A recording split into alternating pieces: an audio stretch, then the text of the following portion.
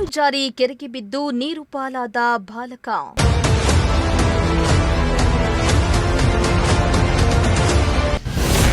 ಬಾಲಕನನ್ನ ಕಳೆದುಕೊಂಡು ಪೋಷಕರ ಆಕ್ರಂದನ.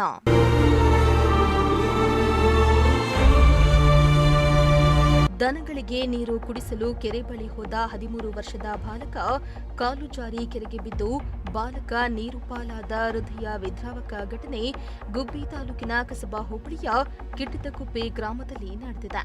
ಕಿಟ್ಟಿದಕುಪ್ಪೆ ಗ್ರಾಮದ 13 ವರ್ಷದ ಬಾಲಕ ಮಧು ಮೃತ ದುರ್ದೈವಿಯಾಗಿದ್ದಾನೆ. ಗ್ರಾಮದ ಬಸವರಾಜ್ ಹಾಗೂ ಸಿದ್ದಗಂಗಮ್ಮ ದಂಪತಿಯ ಪುತ್ರ ಮಧು ದನಗಳಿಗೆ ನೀರನ್ನ ಕುಡಿಸಲು ಕೆರೆ ಬಳಿ ಹೋದಾಗ ದಾರುಣ ಘಟನೆ ಸಂಭವಿಸಿದೆ.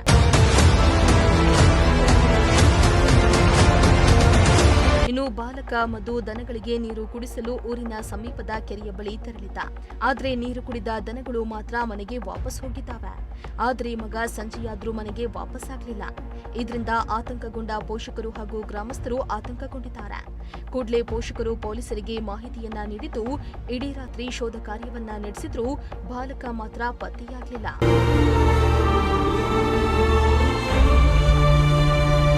ಆದರೆ ಇಂದು ಬೆಳಗ್ಗೆ ಕೆರೆಯಲ್ಲಿ ಬಾಲಕನ ಮೃತದೇಹ ತೇಲ್ತಾ ಇದ್ದು ಪೊಲೀಸರು ಹಾಗೂ ಅಗ್ನಿಶಾಮಕ ದಳ ಸಿಬ್ಬಂದಿ ಕಾರ್ಯಾಚರಣೆಯನ್ನ ನಡೆಸಿ ಬಾಲಕನ ಶವವನ್ನ ಹೊರತೆಕ್ಕಿದ್ದಾರೆ.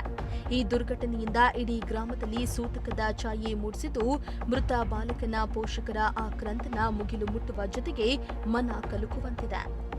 ದಿನಗೂಲಿ ಕೆಲಸ ಮಾಡಿ ಜೀವನ ಸಾಗಿಸ್ತಾ ಇದ್ದ ಕಡುಬಡ ಕುಟುಂಬಕ್ಕೆ ಇದು ಭಾರಿ ಆಘಾತವಾಗಿದೆ. ಇನ್ನು ಮೃತ ಕುಟುಂಬಕ್ಕೆ ಸೂಕ್ತ ಪರಿಹಾರ ಒದಗಿಸುವ ಕೆಲಸವನ್ನ ಸಂಬಂಧಪಟ್ಟ ಅಧಿಕಾರಿಗಳು ಮಾಡಬೇಕೆಂದು ಸ್ಥಳೀಯ ಗ್ರಾಮಸ್ಥರು ಒತ್ತಾಯಿಸಿದ್ದಾರೆ. ದೇವರಾಜು, ಪ್ರಜಾಶಕ್ತಿ ಟಿವಿ, ಗುಬ್ಬಿ.